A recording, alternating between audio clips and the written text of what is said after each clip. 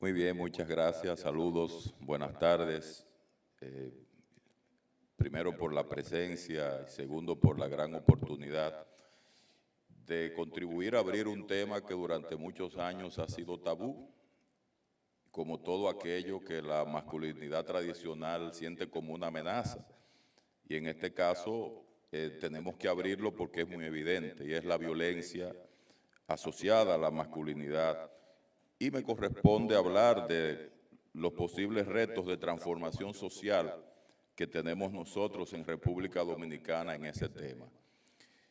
Qué bueno que ya voy para 60 años, mucha gente se asusta cuando va llegando a esa edad. Yo me siento feliz porque eso me permitió tener contacto con muchas experiencias, como para darme cuenta cómo ha evolucionado el proceso de la violencia en mi país. Resulta que para mediados del año de los 90, estoy voceando mucho, para el año de mediados del año de los años 90, tuvimos la Convención Belén do Pará, que ustedes saben que fue un acontecimiento trascendente en materia de lo que son los derechos fundamentales de las mujeres. 1999 surge el Ministerio de la Mujer en República Dominicana. 2 años antes, 1997, la primera ley especializada para combatir este delito. Y parecería que en ese entonces estábamos apuntando el dedo, señalando bien lejos para enfrentar este problema de la violencia hacia las mujeres. Pero como siempre ocurre, como dice el sabio, los sabios dicen que cuando alguien levanta el dedo, algunos se quedan mirando solo el dedo y no miran hacia dónde apunta el dedo. En esos años apuntamos con mucha ilusión, con mucha esperanza, de que tal vez para esta fecha ya nosotros tendríamos gran parte de esas variables neutralizadas, de esos factores asociados a la violencia que afecta a las mujeres. Pero nos dimos cuenta de muchos errores. Primero, errores de concepción, porque la problemática de la violencia hacia las mujeres no puede ser abordada desde un enfoque de naturaleza única, que ese fue el primer error. Con el tiempo nos fuimos dando cuenta que estos enfoques de naturaleza única lo que hacían era un reduccionismo. Explicaban la violencia a partir de una sola variable y dejaban de tratar otros elementos que son fundamentales. Nos hemos dado cuenta que la violencia apenas es la punta del iceberg, porque va muy conectada con una raíz muy profunda que viene precisamente de la forma como se vive la masculinidad. Y en este caso ya vamos más avanzado, hablamos de masculinidades. Y yo voy a comenzar sencillamente con algunas premisas para que a partir de esas premisas luego plantear lo que entiendo deben ser los principales retos. Hace 2 días yo estuve en una conversación informal con varios actores del sistema de justicia y no sé si celebrar como un acontecimiento o verlo como una gran frustración, que el delito más denunciado en República Dominicana el año pasado fue violencia hacia las mujeres. Fue el más denunciado. O sea que de todos los delitos, las que más reciben las consecuencias, las secuelas, las implicaciones, son las mujeres. Y yo le pregunto a ustedes, ¿qué debo yo hacer? Si celebrar esto porque las mujeres denunciaron y se hace esto visible, o sencillamente sentirnos frustrados porque todavía sigue pasando eso. Pues las dos cosas son interesantes y por eso las traigo aquí. Denunciar es un indicador interesante que rompe el tabú que hay sobre el tema y nos coloca en una posición cada vez más privilegiada ante la posibilidad de darle respuesta. Pero por otro lado, hay una triste realidad y es que este fenómeno sigue ocurriendo. Y no lo va a resolver una sola institución, no lo va a resolver el Estado, Cuidado, porque es otro reduccionismo. Creer que es el Estado quien tiene que resolver el problema nada más. No, el Estado moviliza las políticas. Pero ustedes saben qué está pasando ahora.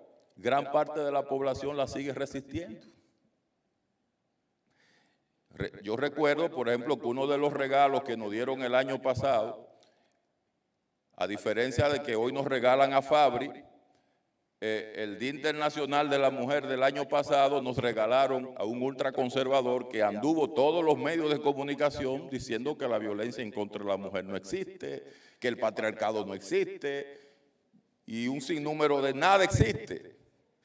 Y se reforzó con el sesgo de negación, el sesgo de minimización. ¿Y saben cuál fue el resultado? Tuvimos doble dígitos de asesinatos de mujeres en marzo del año pasado, 14 feminicidios en un solo mes.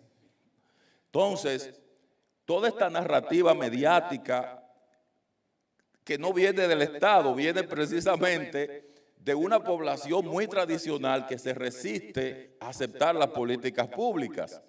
Entonces, por esa razón, hay que tener cuidado con el protagonismo y la idea, no, yo voy a resolver esto. No, eso es una dinámica que tiene que seguirse creando y generando en función de algunas premisas. República Dominicana, y esta es la primera premisa, es un país con una historia colonial y dominio ancestral de los valores patriarcales de larga data. O sea que esto no viene desde ahora. A partir del año 2005, más de 3.000 mujeres han sido asesinadas, de las cuales el 60% en manos de parejas y exparejas. Me decía recientemente un comunicador que qué yo opinaba sobre el asesinato de Orlando, que cómo es posible que una persona cercana hiciera eso. Y yo le decía, bueno, mira, han muerto cerca de 1.600 mujeres asesinadas por personas cercanas. Así que uno de los grandes mitos es creer que el cercano no te va a hacer daño. Y por ahí tenemos también que nosotros comenzar. Y hay que diferenciar lo que es un cercano de calidad y un cercano que no la tiene.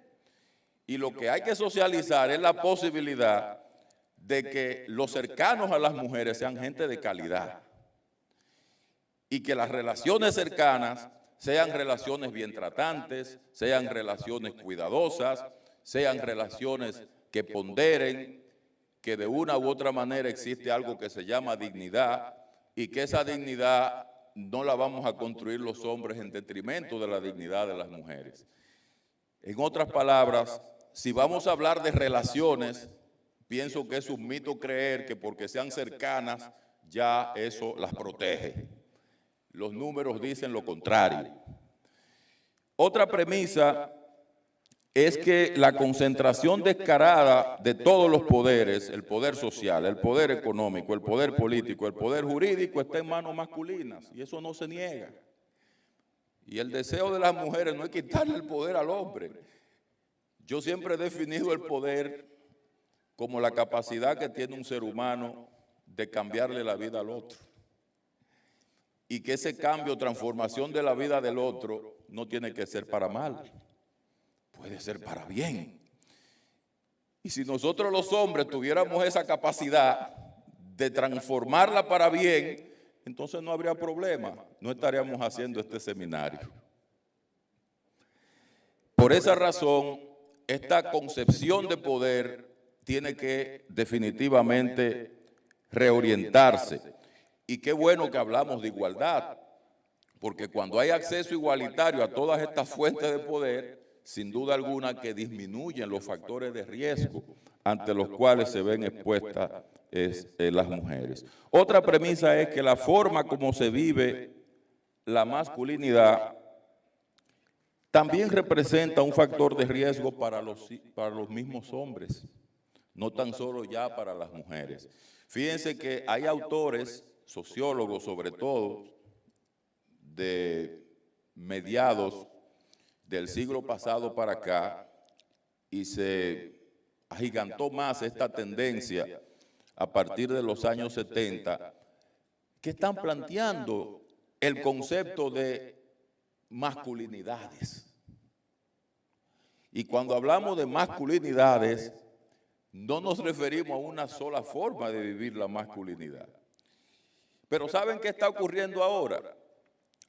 Que cuando esos hombres de las llamadas tendencias de la masculinidad hegemónica observan a otros hombres que no hacen lo que hacen ellos, que no son obsesivos con el control, que no quieren imponerse en base a la ley de la fuerza, que somos igualitarios, que auspiciamos todo un sistema de equidad, en fin, entonces esos hombres también somos atacados. Y no quieran ustedes saber cómo. Yo recuerdo uno en una emisora que me desafió a pelear, porque yo estaba hablando de estos temas. Y lo único que se me ocurrió decirle para que no me entrara microfonazo fue, digo, bueno, pero si tú sientes que tu masculinidad es tan frágil que para validarla tienes que pelear conmigo, pues no la vas a validar porque yo no voy a pelear. Entonces,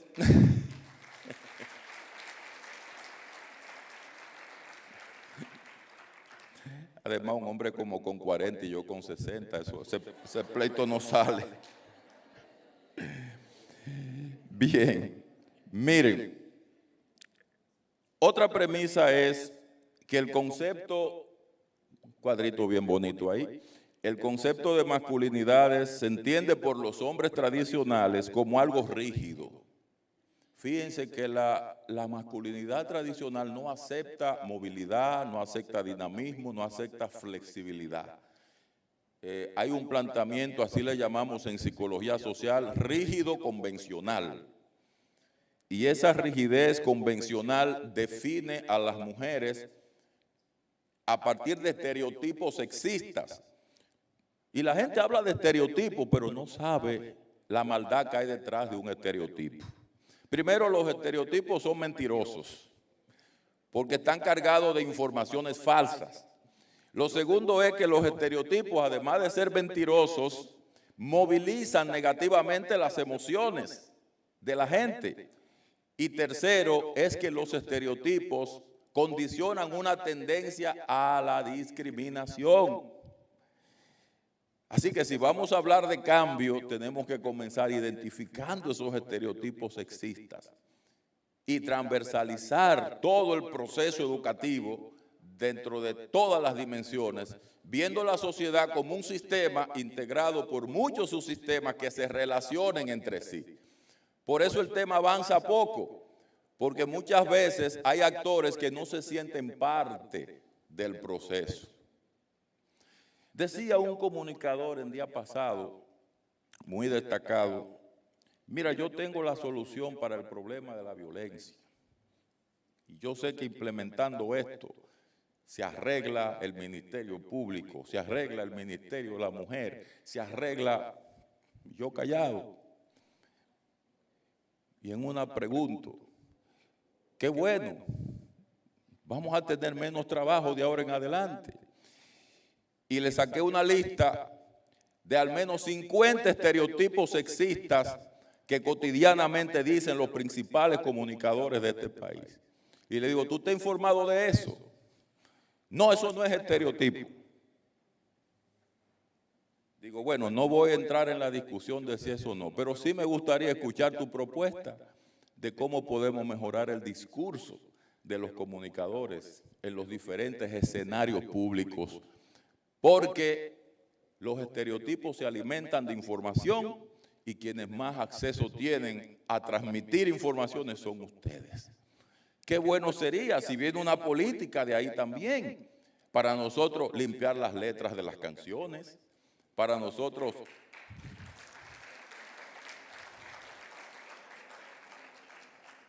que cuando estemos discutiendo un tema donde hay 4 hombres y una sola mujer, la mujer no se siente intimidada de hablar porque los otros 4 la atacan, la agreden públicamente. Entonces, qué bonito sería si surge una política de ese lado también. Entonces, ahí hablamos del concepto sistémico. O sea, no ver el problema con predeterminismos y con actitudes sesgadas. Todavía prevalece el mito del honor. ¡Qué vergüenza! Señor, el mito del honor fue construido por los griegos. Y todavía ese mito que se alimenta de dos variables. Y mírenla ahí cuáles son.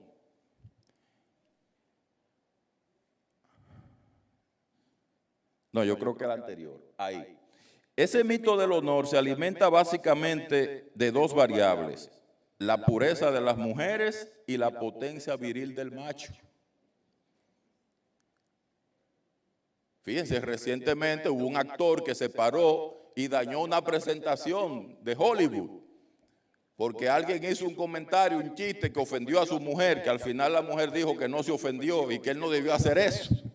Pero él acabó la ceremonia dándole una trompada al otro porque en base al mito del honor, él tenía que defender el honor de la mujer. Y al final, ya usted sabe.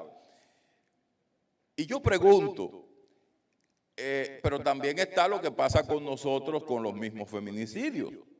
En base al famoso mito del honor, fíjense que los hombres, no sé si ustedes se lo han preguntado, cuando un hombre asesina a otro hombre, por lo regular el hombre o se entrega a la justicia o se fuga, pero cuando un hombre asesina a una mujer, por lo regular intenta suicidarse. Ahí está el mito del honor.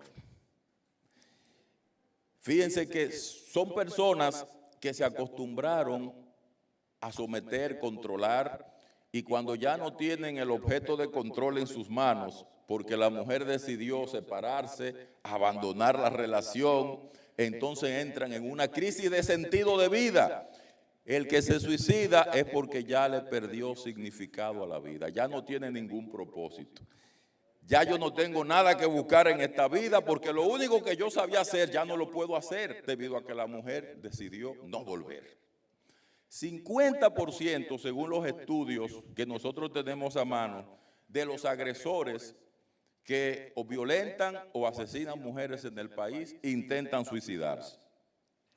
La falacia mal construida desde la masculinidad tradicional del éxito y la felicidad desde una perspectiva sesgada, falta de comprensión de la sexualidad propia y de la femenina.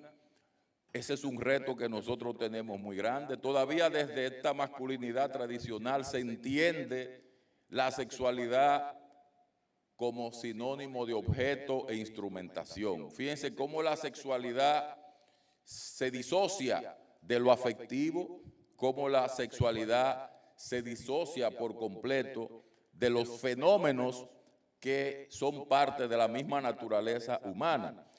La mujer termina apareciendo sexualmente como un objeto al servicio del hombre. Si no, no lo voy a mandar a ver película pornográfica porque ya sería mucho pedir. Pero hay que cuestionar eso que está pasando, lo que están consumiendo nuestros jóvenes, porque a ellos va dirigido. Está también la distorsión del concepto de cercanía en la relación con los demás, que es algo que nos preocupa. Otra premisa son las dificultades de asimilar los conceptos de igualdad y equidad, que ya eso se ha dicho muchas veces, dificultades para la asunción de responsabilidad por los daños ocasionados. Señores, es increíble, nosotros hemos tenido una experiencia en el centro de hombres, donde también envían algunas mujeres. Después descubrimos que no, que la mayoría de estas mujeres son víctimas, pero lamentablemente como no se estudia tanto el fenómeno de la victimización, no se reconoce y se envían allí como agresoras. Hay tres tipos de víctimas: las víctimas pasivas, que son las que no hacen nada para defenderse; están las víctimas reactivas, tú me das, yo te doy; y están las llamadas víctimas proactivas, que son las que ven la primer señal, activan red de apoyo, denuncian a tiempo. Esas son las que por lo regular salvan sus vidas. Lamentablemente las víctimas reactivas las mandan allá como violentas. Y cuando preguntamos, ¿por qué está usted aquí? Digo, no, bueno, él me dio un correazo y yo le di un calderazo. Entonces usted le pregunta al hombre, ¿por qué usted está aquí? No, hubo un problemita. Bueno, ¿cuál fue el problemita? Bueno, ella me habló alto, yo le hablé alto, ella se enojó y venía para encima de mí y yo puse el dedo así y ella avanzó por de mí y chocó con mi puño. Y todo el mundo se sorprende. ¿Cómo pueden ser tan creativos y tan mentirosos? Cuando yo tengo un expediente que dice que la golpeó, la tumbó, le pisó la cabeza, y todo eso está escrito ya. Sin embargo, esa negación es doble victimización, porque le está diciendo a la mujer que lo denunció, usted está mintiendo. Y miren lo que se da con mucha frecuencia. No sé si ustedes vieron el juicio ahora, muy mediático, de Amber Heard sí, y el otro actor. Resulta que ese mismo juicio lo hicieron en Los Ángeles y él lo perdió. Digo, en Inglaterra. Él lo perdió, pero contra un medio de comunicación. Se hizo el mismo juicio con la misma narrativa, pero en este caso contra una mujer, y entonces lo ganó. Ella tiene 2.5 millones de fortuna, él tiene 150 millones de fortuna, y ella tiene que darle entonces 10 millones a él. Bueno, señores, las frustraciones acumuladas, eso es muy importante también, al ver el impedimento de replicar el modelo de masculinidad acostumbrado, que es lo que está pasando. Ahora está emergiendo una masculinidad alternativa y esa masculinidad está desafiando la tradicional y eso está trayendo muchas frustraciones en ese tipo de masculinidad. Y es un factor de riesgo también para la violencia. Hay un número de medidas coercitivas en ese sentido, y las medidas coercitivas no son solo judiciales o institucionales, son también personales. Hay dos tipos de reacciones violentas en las relaciones de pareja, las coercitivas y las situacionales. Normalmente cuando una mujer es violenta en una relación, esa violencia le llamamos situacional, no por capricho, sino por estudios. Quien hizo esta distinción fue Johnson, un investigador norteamericano, que él demostró que la naturaleza de la violencia de la mujer no es coercitiva. Entiéndase coercitiva, dominar, controlar, someter, usar la violencia como un mecanismo para instrumentar a la persona violentada y lograr un fin. Esa no es la violencia de la mujer. La violencia de la mujer, cuando ocurre, es de naturaleza situacional. Ahí entra falta de habilidad para procesar ciertas emociones como el enojo. Ahí entra, que por cierto, por lo regular es una violencia autoinfligida, que es otro fenómeno que también nosotros tenemos que analizar. Están lo que se llaman los trastornos externalizados, que son lo que genera la masculinidad, y los trastornos internalizados, que cuando hay violencia son lo que normalmente usted observa en las mujeres. Y ahí, cuando hablamos ya, que no quiero ligar estas cosas porque ahora se está tratando de aprovechar el concepto de enfermedad mental para meter atenuantes en favor de agresores, y eso sí que es peligroso. Ya hay unos psiquiatras que comenzaron a decir que cuidado, que el reciente caso tiene que ver con un trastorno bipolar. Señores, los bipolares no son asesinos. Los bipolares son personas con un trastorno mental que por lo regular representa riesgo para ellos, no para los demás. Sin embargo, ya aquí se está usando eso como un atenuante. Recuerdo el famoso caso de Vanillo, no sé si ustedes vieron. Eso fue una vergüenza, la forma como se manejó el tema de los medios de comunicación en ese caso. Lo primero es que mandan a los reporteros a la casa de la madre del agresor a preguntarle por su hijo. Un buen muchacho, el pobrecito, él toma pastillas porque está enfermo. Y por ahí María se va. Pero después buscan a un psiquiatra y lo ponen a hablar y le preguntan cuál es el posible trastorno. O sea, ya el comunicador dice que hay un trastorno. Entonces, no, pero no me llama a mí ni llama a doña Mayra, no, llama a un psiquiatra para que el psiquiatra le valide ya el diagnóstico que él tiene. Y el psiquiatra se lo validó. No, eso tiene que ser un trastorno bipolar.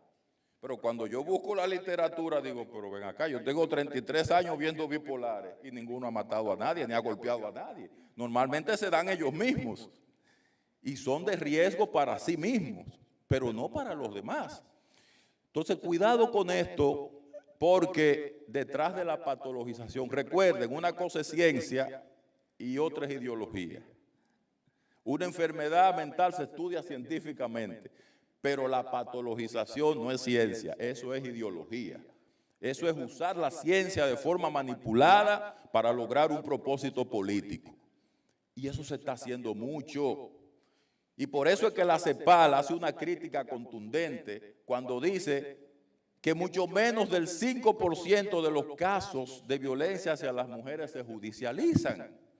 Y eso es algo también muy vergonzoso. Termino diciendo, en esta primera parte, el resto se lo responderé más adelante. Miren, el trabajo con la violencia y sobre todo con las masculinidades, si bien es cierto que es algo de lo que se viene hablando desde hace un buen tiempo, también lo es, que es lo más parecido a un problema con un pasado cercano y una historia muy larga. La historia es muy larga, pero el pasado es relativamente cercano. Tan cercano como los últimos 30 años. Como diría María Teresa de Calcuta, hay situaciones en la vida que para uno resolverla parecería que lo que hacemos es una gota en el mar, pero sin esa gota el mar no sería mar. Yo siempre he creído que pequeñas acciones con mucho amor, entrega, vocación, compromiso y sacrificio, aunque no podamos hacer las grandes cosas de una vez, al final todos estos elementos debidamente articulados nos pueden dar los resultados grandes que estamos aspirando. Y por eso estamos aquí. Así que muchas gracias.